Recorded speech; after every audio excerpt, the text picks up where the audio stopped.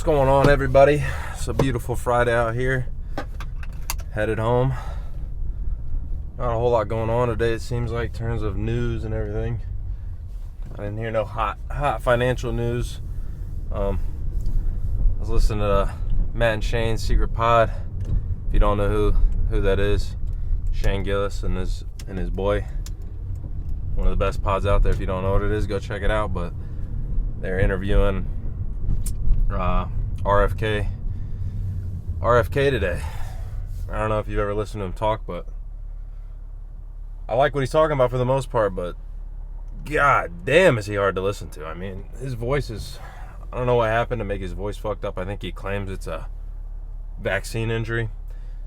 But if you can soldier through his smoke 2 packs of cigs a day voice that he has, he's got some good points, and I like what he's talking about on a lot of things. I mean, I disagree heavily with some shit he's saying. He says some wild shit, but yeah, he's got some decent stuff, and he's definitely a smart cat.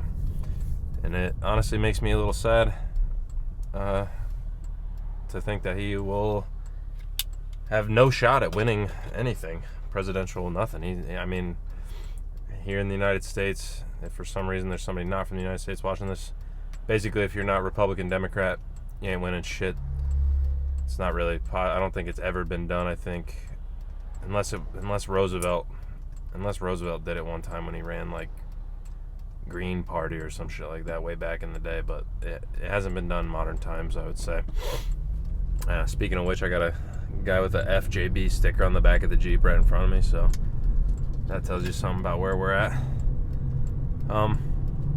But I don't hear many people talk about RFK, honestly, because he's, like I said, his chances of winning are slim to none. So I don't know if people just don't talk about him for that reason or what, but he was a Democrat as far as I understand. I've never understood. I wasn't alive for it, obviously, but JFK, everybody sucks his dick. Everybody loves him. I don't know if it's because he got assassinated, so he's remembered super positively or what, but seems like everybody loved him, so I don't know if that's just pushed on to his whole family now because everybody liked their family and they were really popular.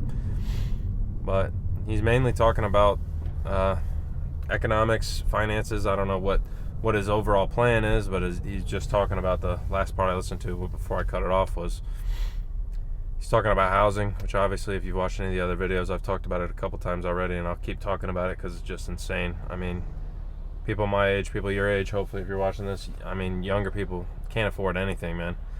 Housing is no exception in that, so it's not crazy that he would talk about it, especially when so many people are concerned about it. I think he even mentioned his son with their jobs and stuff. His kids that in their jobs they have can't afford a house, which I don't know if I believe that. If you're his son, if you're his kid, I'm sure they can help you out. I'm pretty sure they're all multimillionaires at this point, so I don't know about that. But maybe he's just meaning if they had to do it on their own, they couldn't afford it, which in reality, I mean, no, they couldn't. It's not really possible right now.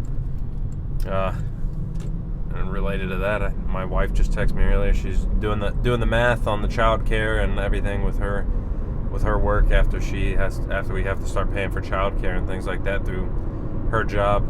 And after child care and the insurance changes, she's going to bring home a whopping $950 a month. So 2 paychecks, $950. $500 a pay, $475 a paycheck after insurance and child care. So we're not going to be able to save as much money, obviously. That's one of the consequences of having a kid, I guess, but I mean, it's crazy, man. Obviously, if you were a single mom, that wouldn't happen. You'd get some government assistance and stuff like that. But I mean, basically, just cut her pay in half. Child care and insurance change just took half of her pay away, even after her yearly raise she would get. So RFK ain't fucking playing around when he says you can't afford a house. No fucking shit. You can't afford anything. Our rent's $500. Name somebody else you know who has a $500 rent. Our expenses are minimal, I would say. We could tighten them up a little bit. I would say maybe just don't eat out as much, something like that. You could tighten them up a tad, but we're on the low side of spending money just on everything and anything in this life. We keep it keep it pretty close to the vest. We're not just blowing money left and right. So I can only imagine some people out there how hard it is and how much they're struggling. So this message, he's preaching. I mean, he's not wrong. And I think if he wanted to do the best he can, he should just lean into that economic angle, because everybody feels it.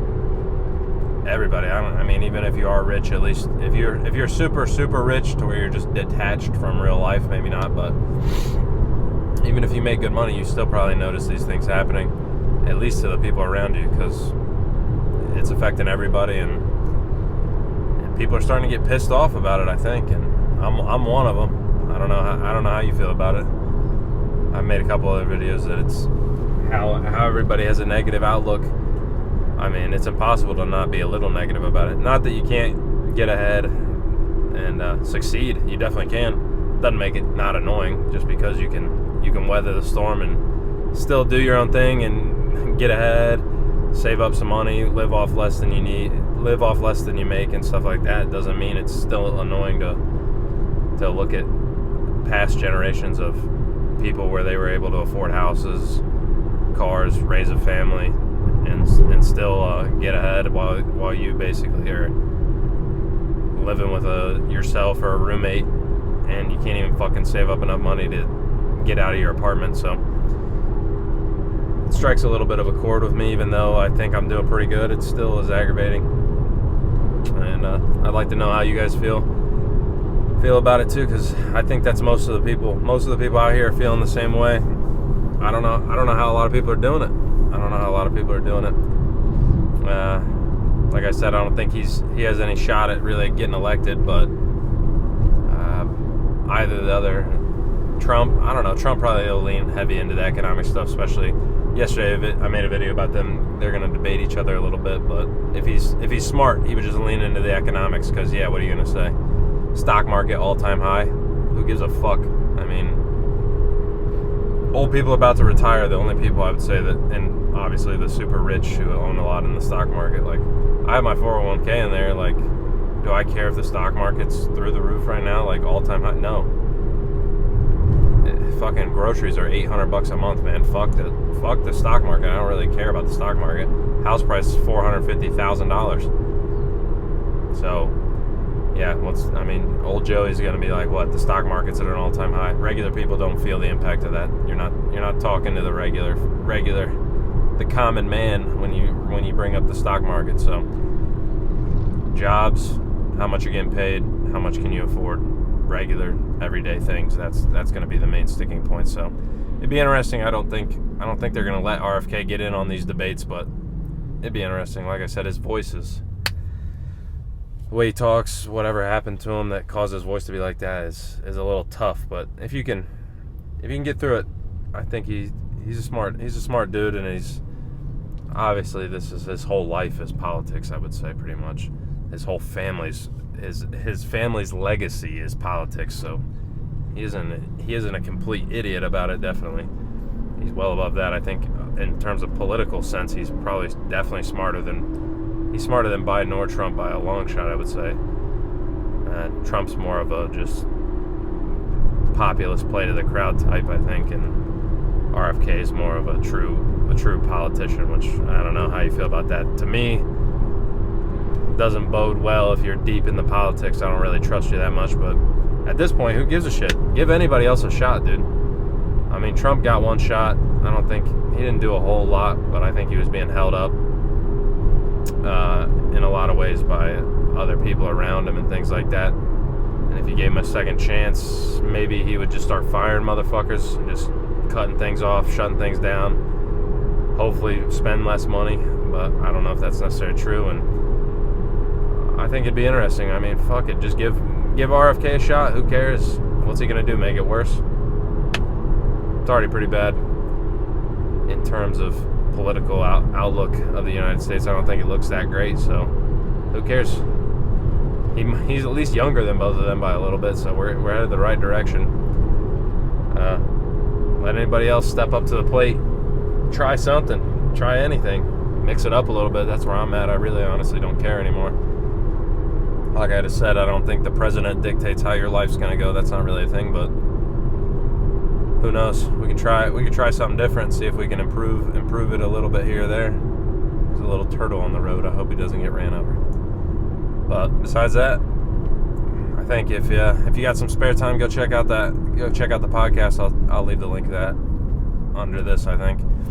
And I mean, it's a comedy podcast, and they're fucking doing weed commercials in between interviewing a presidential candidate, but it is what it is. It's still, at least it's a little funny to break up the political bullshit. But like I said, if you guys got a chance, got some time this weekend, go watch that. Have a good weekend. Get outside. Hope your allergies, if you got them, aren't fucking you up like they were messing me up. So I'll catch you guys